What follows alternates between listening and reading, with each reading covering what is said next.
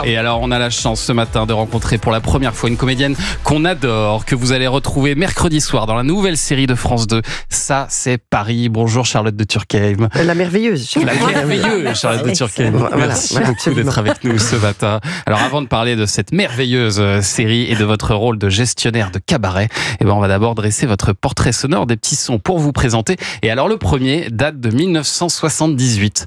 Vous avez 25 ans, Charlotte, et vous avez besoin de faire de la pub pour votre spectacle. Alors, vous débarquez ici, sur Europe 1, dans le studio d'un certain Coluche.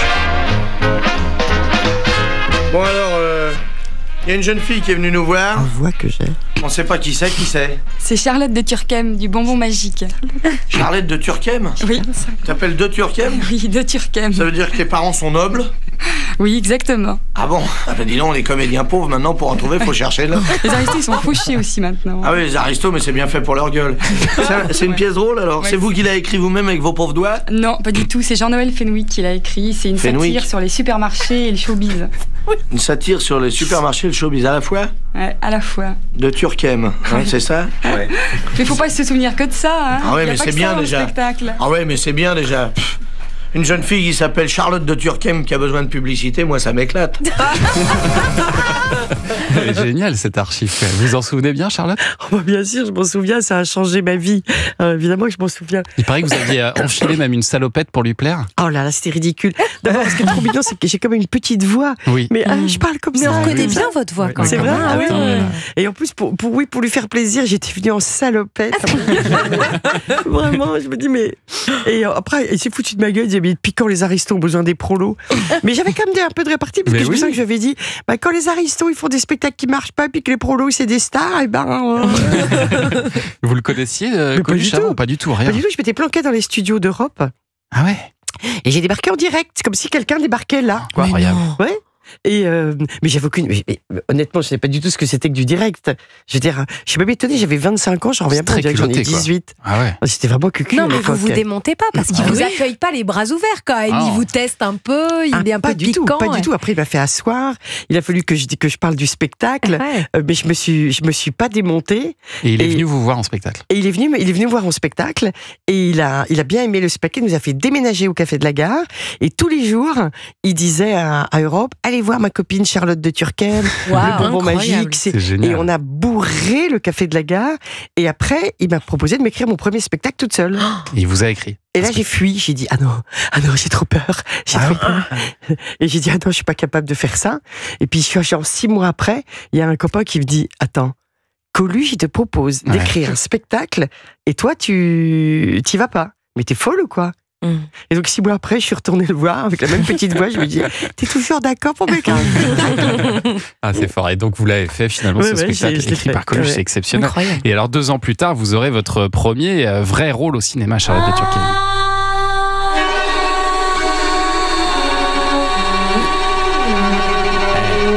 Ah, c'est flippant.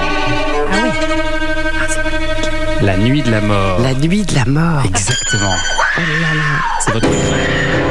C'est votre cri qu'on entend. En fait, vous vous faites trucider assez vite, au bout de 20 minutes. Je me fais trucider. Alors, c'est affreux parce que le garçon qui avait fait ce film, il était persuadé qu'il faisait Shining, quoi. Ouais. Que c'était le nouveau. Et oui, voilà, le nouveau. Et que c'était le film, que ça allait être, ça allait révolutionner le genre en France. Et quand on a fait la première Ponjo, les gens, ils riaient. Parce qu'ils pensaient que c'était. Justement, il y avait tellement de. Que dès qu'on ouvrait une porte, ça faisait. Ah oui, d'accord. Alors, les gens. C'était une parodie en Ils fait. pensaient que c'était une parodie. Comme dans la Cité de la Peur. quoi. Ils pensaient que c'était une parodie. Sauf que ça ne l'était pas en réalité, donc c'est très vexant. Allez, extrait suivant. Oui, je sais, c'est injuste. Dieu, qui fut à nos côtés depuis les croisades, semble nous avoir abandonnés. Nous sommes dans la merde. Maître Convert, huissier du Trésor public. Oh, mon ami, nous avons gagné au trésor public.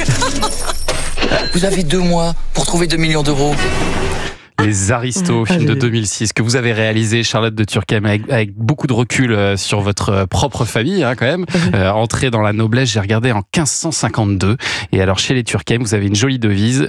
plus c'est en toi. Voilà, Plus plus c'est est en toi. Ça c'est pourrait chouette être- comme ça veut dire dépasse-toi, va au-delà de tes limites, c'est très chouette. Et vous l'êtes appliqué, cette devise, vous-même, Charlotte Oui. de Turckheim, parce que vous êtes sortie de ce qui était justement le chemin que vous pouviez avoir. Ah bah oui, je suis même assez dans la fort de votre part. dissidence, on peut dire. Voilà, c'est ça.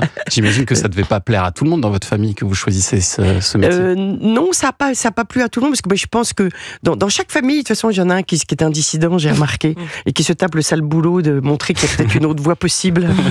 Mais après, ça s'engouffre derrière. Ouais. Oui, c'est ça. Tout le monde vous suit après. Voilà, après, Ouais. ça peut-être pas tout le monde, mais il y en a une partie qui dit ah, elle l'a fait, il y a Tata qui l'a fait, donc je peux y aller. on a le Quoi. droit. Je peux y aller, on a le droit. Et à l'inverse, est-ce que ça a été compliqué de faire accepter votre particule dans ce métier? Oui, c'est plutôt en fait, mes parents étaient assez contents que je fasse ça, parce que mon père, je pense, était un artiste qui pouvait pas vivre parce que ça se faisait pas, quoi.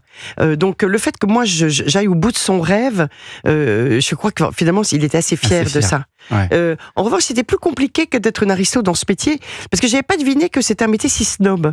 En fait, tu sais, ici, on dit avoir la carte, pas la carte. Oh, quand tu faisais de la télé et que tu faisais du cinéma, tu pouvais pas faire de la télé. C'était vraiment un truc trop populaire.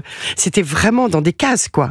Pareil pour les journalistes, les radios, vous tous. Enfin, je trouve que c'est un monde incroyablement. En fait, on n'est pas du tout en République. En fait, en France, on est encore en monarchie. Tout nous indique qu'on est dans un monde aristo. Hein. Moi, je le ressens comme ça. Ah oui. Chez les aristos, on regarde tes godasses. Si t'as pas les bonnes godasses, tu fais pas partie du club, quoi. Ouais. Eh ben, je Il y a trouve que ça. en France, c'est encore pareil. Dans les médias, il y a les médias chics, les médias moins chics. C'est On est vraiment. comment, nous? On est Chic. On est On chic. est à quel- Super chic. Voilà, Moyen chic. voilà. Et c'est vrai que Et puis c'est même un gag. Je veux dire, quand vous êtes assassiné par Télérama, vous savez que vous allez faire un grand succès public. Oui, hein. c'est ça. Donc, Télérama qui effectivement n'a pas été très tendre avec oui, votre mais c'est série. une très bonne nouvelle pour nous. Ça c'est pareil. Et justement. Oui, parce qu'en général, c'est un bide quand ils aiment quelque chose. Voilà. Et ben on va en parler de cette série dans un instant. Ça c'est Paris, c'est la nouvelle série événement de France 2. Oui. Ça démarre mercredi Et qui est soir. réalisé par Marc Fitoussi, il faut dire, parce que c'est vraiment, Bien c'est sûr. lui qui est vraiment la cheville ouvrière de ça, et qui a un immense talent, et qui a su tous nous réunir autour de ce projet que j'ai adoré. Et on en parle dans 2 minutes sur